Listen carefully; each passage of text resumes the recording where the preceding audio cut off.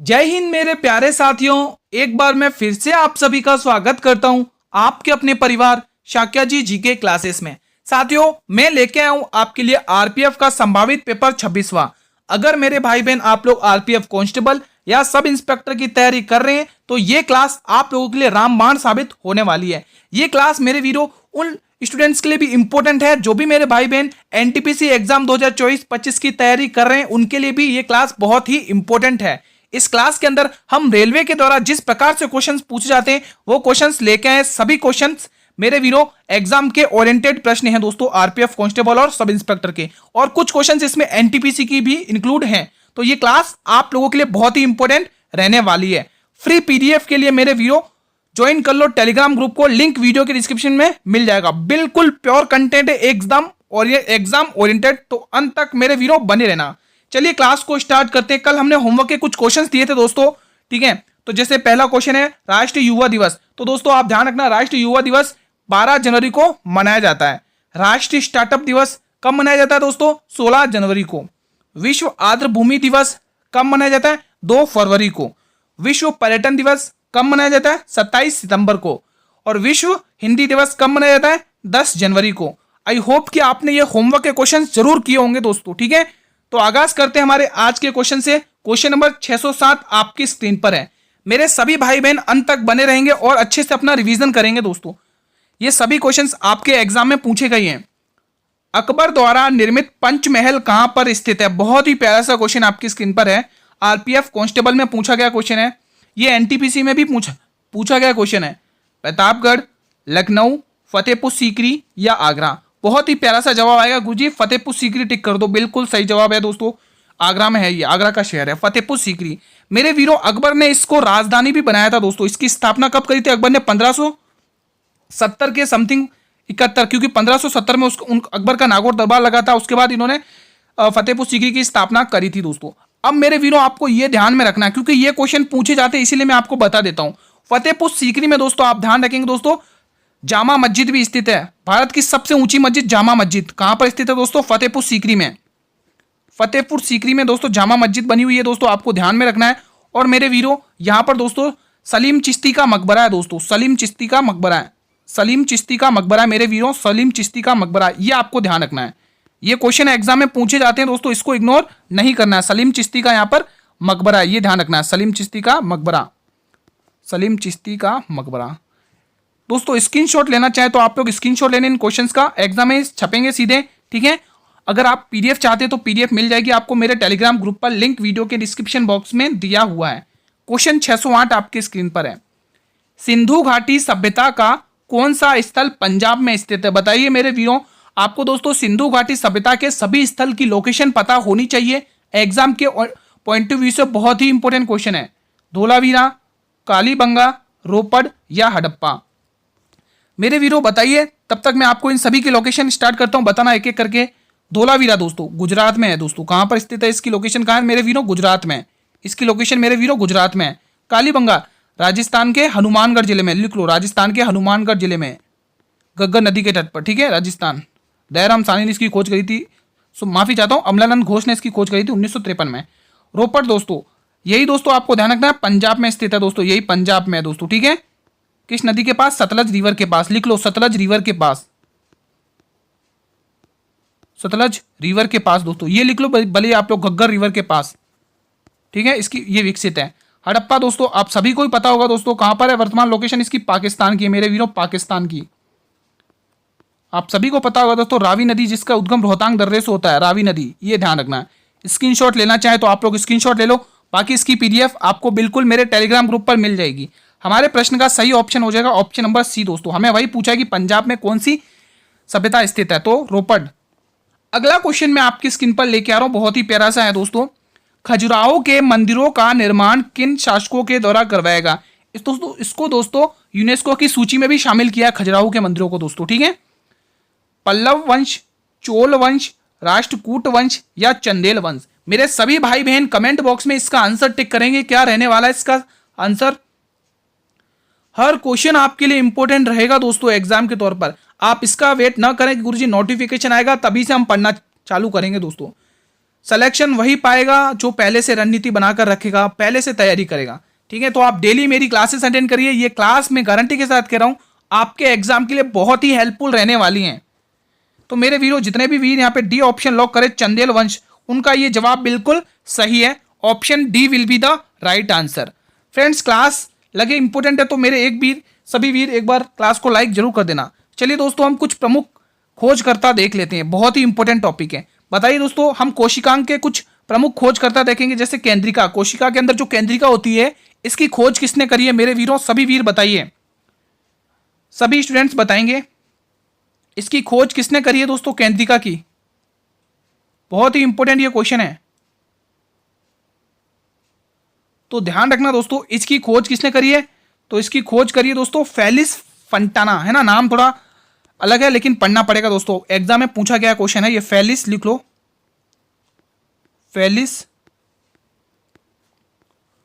Felis फांटना, है ना, ये आपको ध्यान रखना है। इन्होंने इसकी खोज करी है। राइबोसोम की खोज किसने करी है दोस्तों कोशिकांग में? बताइए। तो जॉर्ज पेलेट, आपको ये नाम ध्यान रखना है, बहुत ही इंपॉर्टेंट है दोस्तों एग्जाम के पॉइंट ऑफ व्यू से। ये क्वेश्चन एग्जाम में सीधे के सीधे छपते हैं दोस्तों। ठीक है, तो आप लोगों को ये खोजकर्ता वाले अच्छे से टॉपिक क्लियर करना है कि कोशिका के अंदर जो केंद्रक होता है न्यूक्लियस, उसकी खोज किसने करी है। मोस्ट इंपोर्टेंट क्वेश्चन है दोस्तों, इस पे तो आप इंपोर्टेंट टिक कर लो दोस्तों। इंपोर्टेंट, मोस्ट इंपोर्टेंट है दोस्तों, इंपोर्टेंट की कैटेगरी में डालना है इसको। ठीक है, बहुत ही इंपोर्टेंट है। क्यों इंपोर्टेंट है? क्योंकि इसकी खोज रॉबर्ट ब्राउन ने करी दोस्तों, रॉबर्ट ब्राउन ने। और कब करी है ये डेट भी मैं आपको बताऊंगा क्योंकि ये इंपोर्टेंट क्वेश्चन है। रॉबर्ट ब्राउन कब करी है मेरे वीरों? तो ध्यान रखना, इसकी खोज हुई है दोस्तों 1831 में। लिख लेना दोस्तों, 1831 में इसकी रॉबर्ट ब्राउन ने खोज करी है। बढ़े अगले क्वेश्चन की तरफ। बेफिक्र रहिए, आपको प्योर कंटेंट मिलेगा, बिल्कुल एग्जाम ओरिएंटेड, आपके रिवीजन में बहुत हेल्पफुल रहेगा ये कंटेंट। क्वेश्चन आपकी स्क्रीन पर है 618। अहिल्या किले को 18वीं शताब्दी में किस नदी के तट पर बनाया गया था? ये क्वेश्चन तो थोड़ा लेवल का है दोस्तों, बताइए। क्यों लेवल? क्योंकि इसमें एनटीपीसी में पूछा गया, एनटीपीसी में क्वेश्चन पूछा गया है। कृष्णा नदी, गंगा नदी, नर्मदा नदी या कावेरी नदी? मेरे सभी भाई बहन कमेंट करेंगे अहिल्या किले को 18वीं शताब्दी में किस नदी के तट पर बनाया गया था? तो बिल्कुल गुरुजी, अमरकंटक की पहाड़ियों से निकलने वाली नदी नर्मदा नदी कहाँ गिराती? जल अरब सागर में दोस्तों, है ना, ध्यान रखना। 2 जलप्रपात ध्यान रखेंगे, मैं आपको बार बार रिवीजन कराता हूं दोस्तों। पहले तो आप लोग इस पे एक बांध परियोजना ध्यान रखेंगे, सरदार सरोवर बांध परियोजना, सरदार सरोवर बांध परियोजना, सरदार सरोवर बांध परियोजना। आप सबसे पहले तो ये याद रखेंगे, बहुत ही इंपॉर्टेंट है, एग्जाम में सीधी पूछी जाती है। ठीक है, और दूसरा क्या ध्यान रखेंगे दोस्तों? दूसरा दोस्तों आप लोग ये ध्यान रखेंगे, ये भ्रंश घाटी से होकर बहती है दोस्तों, भ्रंश घाटी से होकर निकलती है दोस्तों, भ्रंश घाटी से निकलती है, भ्रंश घाटी से होती है, बहती हुई निकलती है। ठीक है, ये आपको ध्यान रखना, भ्रंश घाटी से निकलती है, बहती है भ्रंश घाटी की तरह। Option C will be the right answer. अगला क्वेश्चन मैं आपकी स्क्रीन पर लेके आ रहा हूं, क्वेश्चन नंबर 619। भारतीय संघ की कार्यपालिका का संवैधानिक प्रमुख कौन होता है? बहुत ही इंपॉर्टेंट है। प्रधानमंत्री जी, राष्ट्रपति जी, राज्यपाल या मुख्यमंत्री? साथियों, मैं एक क्वेश्चन आप सभी से करना चाहूंगा कि राष्ट्रपति जी किस आर्टिकल के तहत, किस अनुच्छेद के तहत प्रधानमंत्री की अपॉइंटमेंट करते हैं, मतलब प्रधानमंत्री की नियुक्ति करते हैं? बताइए। पहले तो आप इसका आंसर दीजिए। भारतीय संघ की कार्यपालिका का संवैधानिक प्रमुख कौन होता है? आपके ये क्वेश्चन दोस्तों ध्यान रखना, आरपीएफ कांस्टेबल में पूछा गया क्वेश्चन है, आरपीएफ कांस्टेबल में। बताइए, आरपीएफ के कांस्टेबल में ये क्वेश्चन पूछा गया है, तो बिल्कुल हम उसी तरीके से जवाब करेंगे, बी ऑप्शन, राष्ट्रपति जी प्रमुख होते हैं। और ध्यान रखना दोस्तों, मैंने अभी आपसे पूछा कि राष्ट्रपति जी प्रधानमंत्री की नियुक्ति किस आर्टिकल के तहत करते हैं, तो मेरे वीरों ध्यान रखना, आर्टिकल 75, इसके तहत दोस्तों राष्ट्रपति जी क्या करते हैं? राष्ट्रपति जी इसके तहत क्या करते हैं? प्रधानमंत्री की नियुक्ति करते हैं दोस्तों, प्रधानमंत्री की नियुक्ति करते हैं। लिख लो, प्रधानमंत्री की नियुक्ति करते हैं, प्रधानमंत्री की नियुक्ति करते हैं, नियुक्ति, ये आपको मेरे भाई ध्यान रखना है, नियुक्ति, प्रधानमंत्री की नियुक्ति करते हैं। एग्जाम में पूछ लिया जाता है, इसलिए मैं आपको ये बता रहा हूं क्वेश्चन। ठीक है, इंपॉर्टेंट है। अगला क्वेश्चन मेरे वीरों कुछ दोस्तों आप कुछ इग्नोर करो या ना करो, लेकिन इस टॉपिक तो आप इग्नोर कर ही नहीं सकते दोस्तों। आप किसी भी एग्जाम की प्रिपरेशन कर लो दोस्तों, 2024 की बात करो दोस्तों, उसमें से ये जो टॉपिक है ना आपकी हेडिंग पर, मोदी कैबिनेट मंत्रालय 2.0 मोस्ट इंपोर्टेंट है दोस्तों। हर एक एग्जाम में एक क्वेश्चन जरूर पूछेगा। इसीलिए दोस्तों इस टॉपिक को कवर कराने के लिए मैं डेली क्वेश्चंस लाऊंगा, ताकि आपका ये टॉपिक अच्छे से कवर हो जाए दोस्तों। ठीक है, आप में दोस्तों बताना पड़ेगा इसमें क्वेश्चन में कि मोदी जी ने कौन कौन से मतलब अलग अलग मंत्रालयों को नियुक्त किया है दोस्तों। ठीक है, तो क्वेश्चन 620 आपको क्या कह रहा है, स्वास्थ्य मंत्रालय बताइए 2024 में, वर्तमान में बताइए स्वास्थ्य मंत्रालय कौन है मेरे वीरों। बहुत ही इंपॉर्टेंट क्वेश्चन आपकी स्क्रीन पर रखा हुआ है, तो मेरे वीरों ध्यान रखना, जेपी नड्डा साहब दोस्तों। ठीक है, ध्यान रखना, एग्जाम की दृष्टि से इंपॉर्टेंट है ये क्वेश्चन। मैं डेली लेके आऊंगा और आपको ये टॉपिक ही कवर करा दूंगा दोस्तों। ठीक है, जेपी नड्डा साहब, ठीक है, आपको ये ध्यान रखना है।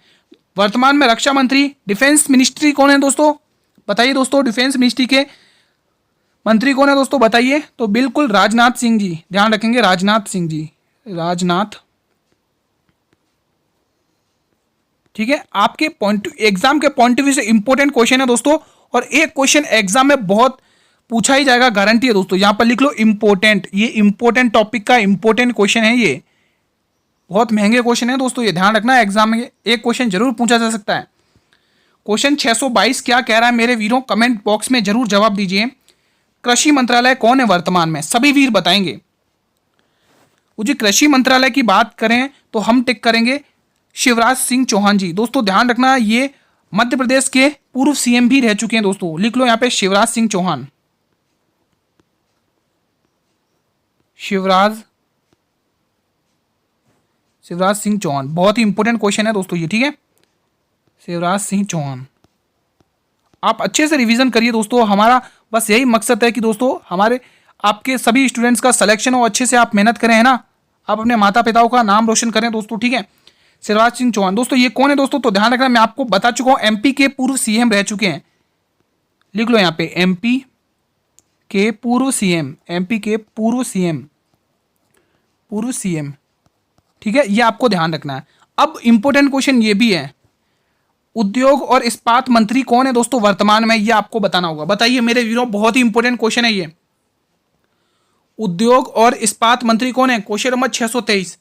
तो मेरे वीरों ध्यान रखना, मैं यहां पे बता देता हूं, HD लिख लो, HD कुमार स्वामी, HD कुमार स्वामी, HD कुमार स्वामी, ये आपको मेरे वीरों ध्यान रखना, HD कुमार स्वामी। ठीक है, मोस्ट इंपोर्टेंट क्वेश्चन है। ठीक है दोस्तों, बाकी गृह मंत्रालय तो आप सभी को पता होगा दोस्तों, अमित शाह है दोस्तों, आप सभी को पता होगा अमित शाह। ठीक है, एक क्वेश्चन मैं आपसे और करना चाहूंगा दोस्तों, सड़क परिवहन मंत्री कौन है वर्तमान में, यहां पर स्पेस नहीं है, तो आप लोग कमेंट जरूर करिएगा मेरे वीरों। मैं आपको इस टॉपिक में एक क्वेश्चन और पूछ रहा हूं कि सड़क परिवहन मंत्री कौन है 2022 में वर्तमान में। आप सभी भाई बहनों को कमेंट करना है कमेंट बॉक्स में, ये कमेंट बॉक्स आप लोगों के लिए बनाया गया, आप लोग कमेंट करिए जो भी क्वेश्चन मैंने आपसे किया है। चलिए अगले क्वेश्चन की तरफ अग्रसर होते हैं। क्वेश्चन 624 आपकी स्क्रीन पर है, भारत की सिलिकॉन वैली के रूप में किसे कौन सा शहर उभरा है दोस्तों, एनटीपीसी में पूछा गया क्वेश्चन है, लिख लो, एनटीपीसी में पूछा गया क्वेश्चन है ये, एनटीपीसी में लखनऊ, चेन्नई, बेंगलुरु या जयपुर। मेरे सभी भाई बहन कमेंट करेंगे, भारत की सिलिकॉन वैली के रूप में कौन सा शहर उभरा है। बहुत ही इंपॉर्टेंट क्वेश्चन आपकी स्क्रीन पर है मेरे वीरों, तो ध्यान रखना, option C will be the right answer, C option बिल्कुल सही जाएगा। अगला क्वेश्चन मैं आपकी स्क्रीन पर लेके आ रहा हूं दोस्तों, बहुत ही इंपॉर्टेंट है दोस्तों, 625वां, क्लियर लाइट ऑफ डे, लिख लो, क्वेश्चन बहुत ही इंपॉर्टेंट है, क्लियर लाइट ऑफ डे नामक पुस्तक के लेखक कौन है। यह भी एनटीपीसी में पूछा गया क्वेश्चन है, एनटीपीसी। हम दोस्तों आरपीएफ कांस्टेबल और सब इंस्पेक्टर की तैयारी कर रहे हैं दोस्तों, यानी कि रेलवे की तैयारी कर रहे हैं, और हमें रेलवे में जिस प्रकार से क्वेश्चन पूछे जाते हैं, मैं वही प्रकार के क्वेश्चन एग्जाम ओरिएंटेड आपके क्लास में डेली इंक्लूड करता हूं, ताकि रेलवे कहीं से भी क्वेश्चन पूछ ले आप अच्छे से कर सकें। बताइए इस पुस्तक के लेखक कौन है, राधिका अयंगर, अनीता देसाई, चेतन भगत या इंदिरा गांधी जी। बताइए क्या होगा इसका सही जवाब। तो मेरे वीरों इस प्रश्न का आप लोग सही जवाब टिक करेंगे, अनीता देसाई। कौन है भाई, क्लियर लाइट ऑफ डे नामक पुस्तक के लेखक कौन है, अनीता देसाई। ठीक है, अब दोस्तों मैं आपको राधिका अयंगर जी की एक पुस्तक बताता हूं, बहुत ही इंपॉर्टेंट है, फायर ऑन दी गंगा, लिख लो, फायर ऑन दी गंगा, इनकी पुस्तक है दोस्तों, fire on the Ganga, fire on the Ganga, ये इन्हीं की पुस्तक है दोस्तों, एग्जाम में पूछी जाती है। ये इनकी क्या है दोस्तों, पुस्तक है, राधिका एंगर की, एग्जाम ओरिएंटेड है। बढ़े अगले प्रश्न की तरफ मेरे वीरों। अगला क्वेश्चन मैं आपकी स्क्रीन पर लेके आ रहा हूं, क्वेश्चन नंबर 626 आपकी स्क्रीन पर है, सभी वीर कमेंट करेंगे। भारत के किस राज्य में मकर संक्रांति को पौष संक्रांति के रूप में मनाया जाता है? यह आपके आरपीएफ कांस्टेबल में पूछा गया क्वेश्चन है, आरपीएफ कांस्टेबल में पूछा गया क्वेश्चन है। बताइए मेरे वीरों क्या होगा इसका सही जवाब? राजस्थान, मध्य प्रदेश, पश्चिम बंगाल या उत्तर प्रदेश? मेरे सभी वीर कमेंट करेंगे। भारत के किस राज्य में मकर संक्रांति को पौष संक्रांति के रूप में मनाया जाता है? बहुत ही इंपॉर्टेंट क्वेश्चन है साथियों। जो भी आपको होमवर्क दिया करें क्वेश्चंस क्लास में, उनके आप लोग कमेंट बॉक्स में कमेंट किया करो दोस्तों। ये सभी क्वेश्चंस, ये इतनी मेहनत सिर्फ आप लोगों के लिए है दोस्तों, ठीक है। एग्जाम तक इतना मजबूत कर देंगे हम आपको जीके जीएस में कि आपको कैसा भी क्वेश्चन दिख जाए आप फोड़ के आओ, ठीक है।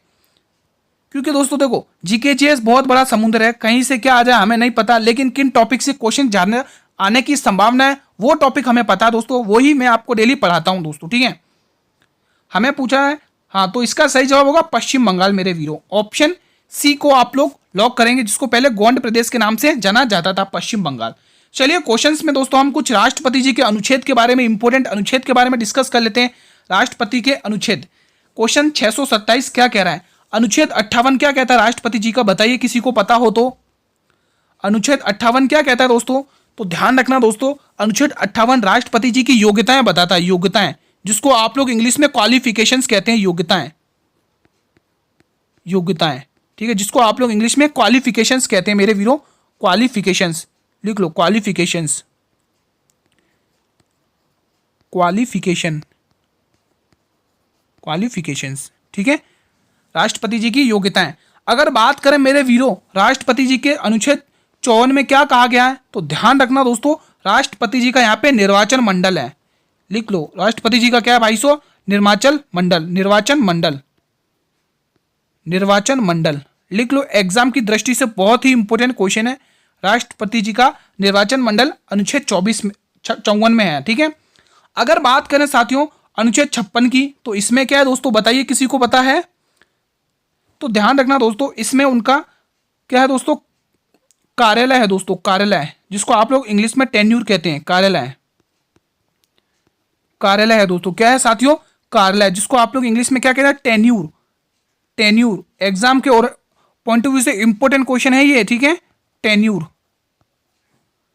अगर बात करें अनुच्छेद 60 में दोस्तों, बताइए किसी को पता है? आप लोग कमेंट करिए दोस्तों, ये क्वेश्चन आप लोगों के लिए ही है। अनुच्छेद 60 में क्या है? राष्ट्रपति जी की शपथ है मेरे वीरों, शपथ, शपथ, सभी वीर ध्यान रखेंगे, अनुच्छेद 60 में शपथ है। स्क्रीनशॉट लेना चाहे तो आप इंग्लिश में लिखना चाहे तो लिख लो, यहाँ पे ऑथ है ना, इंग्लिश में ऑथ, OTH, ऑथ, ठीक है। अगर आप स्क्रीनशॉट लेना चाहें तो स्क्रीनशॉट ले लो मेरे वीरों। बाकी इसको आपको पूरी की पूरी PDF आपको मेरे टेलीग्राम कोस्ट मिल जाएगी बिल्कुल फ्री ऑफ कॉस्ट। अब टेलीग्राम चैनल का लिंक मेरे वीरों इस डिस्क्रिप्शन बॉक्स में दिया हुआ है, आप लोग जाइए ज्वाइन कर लीजिए, और जितने भी क्लासेस हमारी होती हैं डेली 8 PM पर, उन सभी की PDF आपको बिल्कुल फ्री ऑफ कॉस्ट मिलेगी, कोई चार्ज नहीं है। आप लोग अच्छे से पढ़िए, उन नोट्स को रिवीजन करिए, जो भी मेरे भाई बहन रिवीजन के तौर पे नोट्स बनाते हैं। क्वेश्चन 631वां आपकी स्क्रीन पर है। क्वेश्चन क्या कह रहा है पहले आप लोग ध्यान से पढ़ेंगे। क्वेश्चन कह रहा है, भारत में निम्न में से कौन सा सेवा क्षेत्र का हिस्सा नहीं है? बैंकिंग, बीमा, परिवहन, कृषि। बताइए दोस्तों, बहुत ही इजी क्वेश्चन है, क्योंकि ये आरपीएफ कांस्टेबल में पूछा गया है, कांस्टेबल में पूछा गया आरपीएफ के, ठीक है दोस्तों। आप बेफिक्र रहिए, इतना भी टफ पेपर नहीं आएगा आरपीएफ का, 10th लेवल के हिसाब से आएगा, बेफिक्र रहिए, ठीक है, ठीक है। सब इंस्पेक्टर के लिए थोड़ा कह सकते हैं थोड़ा सा लेवल का है ना, ज्यादा भी इजी टू मॉडरेट रहेगा। तो दोस्तों ये बिल्कुल इजी क्वेश्चन है, क्योंकि आप सभी को पता है दोस्तों, ये भी सेवा क्षेत्र की कैटेगरी में आता है, ये भी बीमा भी सेवा क्षेत्र की कैटेगरी में आता है, ठीक है, और परिवहन भी सेवा क्षेत्र की कैटेगरी में आता है। लेकिन ये दोस्तों परिवहन किस में आता है? प्राथमिक क्षेत्र में आता है, लिख लो, प्राथमिक क्षेत्र, ये दोस्तों प्राथमिक क्षेत्र में आता है, प्राथमिक क्षेत्र, प्राथमिक क्षेत्र, ये आपको ध्यान रखना है। बढ़े अगले क्वेश्चन की तरफ मेरे वीरों। अगला क्वेश्चन आपकी स्क्रीन पर है, सरकार किस क्षेत्र में सबसे अधिक संपत्ति रखती है और सभी सेवाएं प्रदान करती है? ये भी इजी क्वेश्चन है। प्रत्यक्ष विदेशी निवेश, निजी क्षेत्र, सार्वजनिक क्षेत्र या सार्वजनिक निजी भागीदारी। ये सब इंस्पेक्टर में पूछा गया क्वेश्चन है। सब इंस्पेक्टर में बताइए दोस्तों, ये क्वेश्चन सब इंस्पेक्टर में पूछा गया है। सब इंस्पेक्टर में पूछा गया क्वेश्चन है। बताइए क्या होगा इसका सही जवाब? सभी वीर बताएंगे क्या होगा इसका सही जवाब? सभी स्टूडेंट्स बताएं। तो ध्यान रखना दोस्तों, इसका आंसर आप लोग सार्वजनिक निजी क्षेत्र टिक करेंगे मेरे वीरों। क्या टिक करेंगे सभी स्टूडेंट? सार्वजनिक निजी क्षेत्र। यहां पे लिख लो, टिक कर लो दोस्तों। ऑप्शन सी को लॉक करेंगे, सार्वजनिक निजी क्षेत्र दोस्तों। Option C will be the right answer of this question. बढ़े अगले क्वेश्चन की तरफ साथियों। चलिए अगला क्वेश्चन देखते हैं। क्वेश्चन नंबर 633वां। बहुत ही प्यारा सा क्वेश्चन है। कमेंट करना आप लोगों के लिए बहुत ही इंपॉर्टेंट क्वेश्चन है ये, ठीक है। चलिए क्वेश्चन क्या कह रहा है? बास्केटबॉल की उत्पत्ति कहां से हुई थी बताइए। और बास्केटबॉल में कितने खिलाड़ी होते हैं? कितने खिलाड़ी होते हैं बताइए। ये क्वेश्चन तो आप लोगों को सभी को पता होना चाहिए। सभी खेल के में कितने कितने खिलाड़ी होते हैं बताइएगा कमेंट करके। और खो खो में कितने खिलाड़ी होते हैं ये भी बताइए। ये भी कमेंट करके बताइए दोस्तों। और ये भी कमेंट करिए दोस्तों, खो खो में कितने खिलाड़ी होते हैं? खो खो में कितने खिलाड़ी होते हैं? कबड्डी में कितने खिलाड़ी होते हैं? कबड्डी में कितने खिलाड़ी होते हैं? कमेंट करिए। ये क्वेश्चंस आप लोगों के लिए लिखे गए हैं, कमेंट करिए। पहले तो हमें जो क्वेश्चन पूछा उसका रिप्लाई करिए। बास्केटबॉल की उत्पत्ति कहां से हुई थी? ऑस्ट्रेलिया से, अमेरिका से, मैक्सिको से या इंग्लैंड से? मेरे वीरों बहुत ही इंपॉर्टेंट क्वेश्चन है, बताइए। तो ध्यान रखना दोस्तों, इसकी शुरुआत हुई थी अमेरिका देश से दोस्तों। कहां से हुई थी? अमेरिका देश से दोस्तों इसकी शुरुआत हुई थी, ठीक है। भारत में दोस्तों इसकी शुरुआत कब हुई? तो 1930 में हुई भारत में। 1930 में दोस्तों लिख लो। यहां से एक काम करते, भारत में इसकी शुरुआत कब हुई दोस्तों? 1930 में। यहां से लिखो, ये एरो लेके आया मैं, ठीक है। भारत में दोस्तों इसकी शुरुआत कब हुई मेरे वीरों? आपको ध्यान रखना 1930 में। कब हुई दोस्तों? 1930 में। दोस्तों आप लोगों को याद होगा भारत ने दोस्तों रियो ओलंपिक 2024 में भाग लिया था दीपा कर्मकार ने दोस्तों, ठीक है। ध्यान रखना 1930 में भारत में हुई थी दोस्तों इसकी शुरुआत। अब जो क्वेश्चन मैंने आपकी स्क्रीन पर रखे उनके जवाब दीजिए मेरे सभी वीर। खो खो, मैंने पहले बोला है कि कितने खिलाड़ी होते हैं बास्केटबॉल में? 9 खिलाड़ी, ठीक है, 9 खिलाड़ी होते हैं। खो खो में कितने होते हैं मेरे वीरों बताइए। खो खो में भी 9 खिलाड़ी। खो खो 9 ऐसे ध्यान रखना, ठीक है। कबड्डी में भी आप 7 खिलाड़ी ध्यान रखेंगे मेरे वीडियो, 7 खिलाड़ी होते हैं, ठीक है। तो ये आपको ध्यान रखना, इंपॉर्टेंट क्वेश्चन है ये। अगला क्वेश्चन मैं आपकी स्क्रीन पर लेके आ रहा हूं, बहुत ही प्यारा सा क्वेश्चन 634वां। आधुनिक ओलंपिक में महिला जिम्नास्टिक में किस वर्ष में शुरू की गई थी बताइए। ये भी आपके आरपीएफ कांस्टेबल में पूछा गया क्वेश्चन है। आरपीएफ कांस्टेबल में पूछा गया क्वेश्चन है, बताइए। ये भी आपके आरपीएफ कांस्टेबल में पूछा गया क्वेश्चन है। 1936, 1988, 1928 या 1972? क्या होने वाला है इस प्रश्न के लिए सही ऑप्शन? मेरे सभी भाई बहन कमेंट करेंगे। क्वेश्चन बहुत ही इंपॉर्टेंट है दोस्तों। आधुनिक ओलंपिक में महिला जिम्नास्टिक किस वर्ष में शुरू की गई थी दोस्तों? दोस्तों ये शुरू की गई थी 1928 में दोस्तों। कब शुरुआत की गई थी इसकी? 1928 में इसकी शुरुआत की गई। साथियों 1928 से थोड़ा बहुत आपको याद आ रहा होगा दोस्तों कि साइमन कमीशन आया था भारत में दोस्तों 1928 में, है ना। 1928 में साइमन कमीशन आया था। साइमन कमीशन है ना, ध्यान रखना।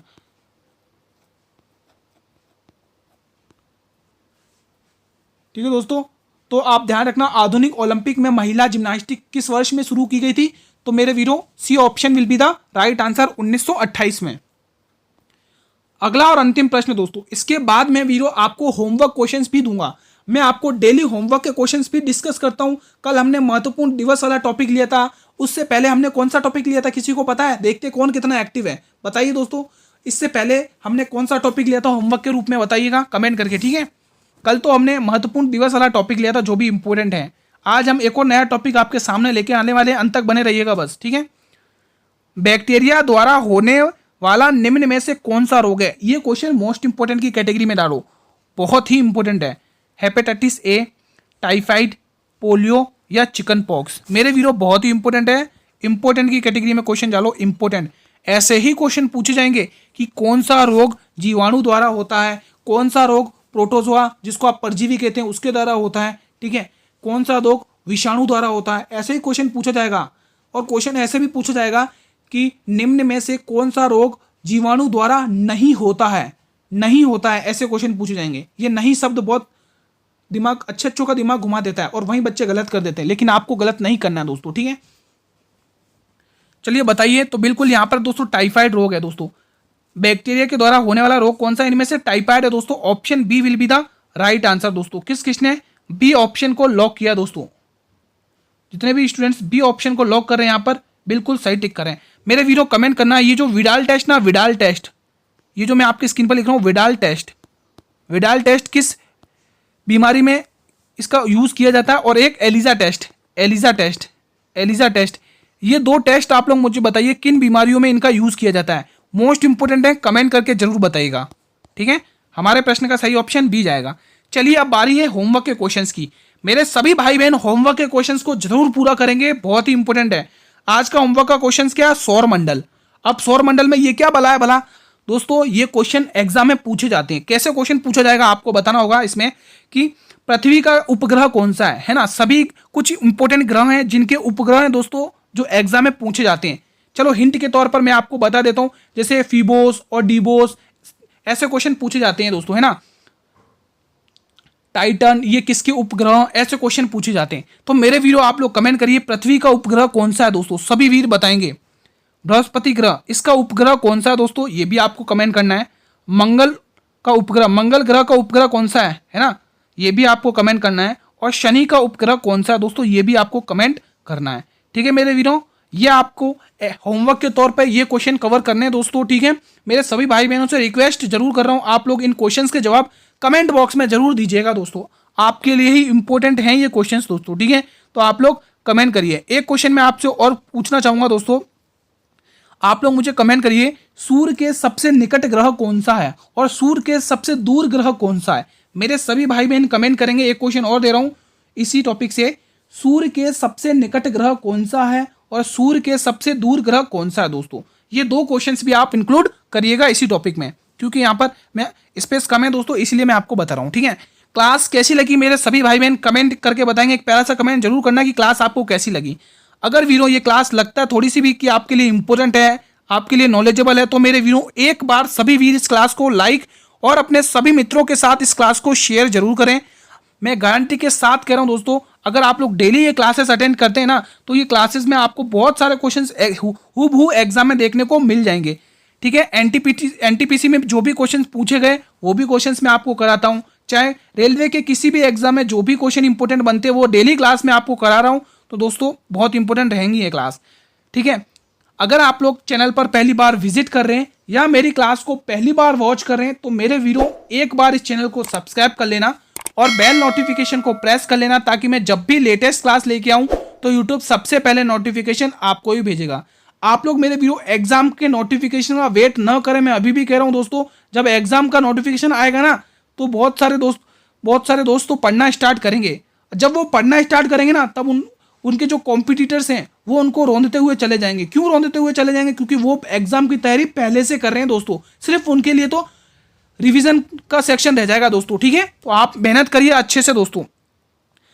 डेली क्लास में आप लोगों के लिए 8 PM पर डेली बेसिस पर क्लास लेके आऊं, डेली बेसिस पर 8 PM पर हमारी क्लास आ जाती है। आप लोग अच्छे से इसमें रिवीजन करिए दोस्तों, ठीक है। बिल्कुल आपको प्योर कंटेंट कराता हूं, नो बकवास है दोस्तों, एक बिल्कुल एग्जाम ओरिएंटेड, ठीक है।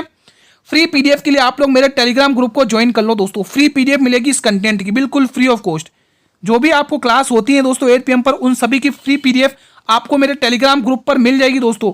जिसने अभी तक टेलीग्राम ग्रुप को ज्वाइन नहीं किया, लिंक वीडियो के डिस्क्रिप्शन बॉक्स में दिया हुआ है, आप लोग टेलीग्राम ग्रुप को ज्वाइन करिए।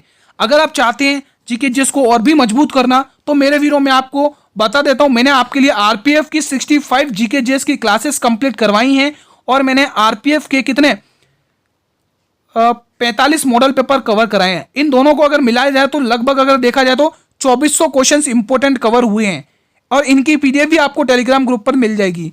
अगर आपको जीके जीएस और भी मजबूत करना है तो इन क्लासेस को जरूर देखिएगा, आपके एग्जाम के लिए रामबाण साबित होने वाली हैं। मेरे वीडियो कल हम इसी टाइम पर एक और नई क्लास के साथ मिलेंगे। आज हमने हमारा संभावित पेपर 26 कवर किया है। एक और नए जोश के साथ मिलेंगे। तब तक के लिए मेरे वीरों, जय हिंद, जय भारत, वंदे मातरम, धन्यवाद।